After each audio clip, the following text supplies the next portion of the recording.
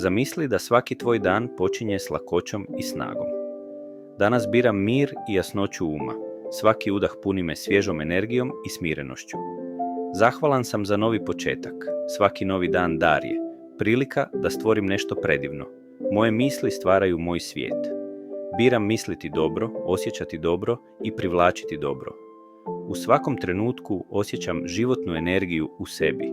Ona teče kroz mene, budi moj um i tijelo.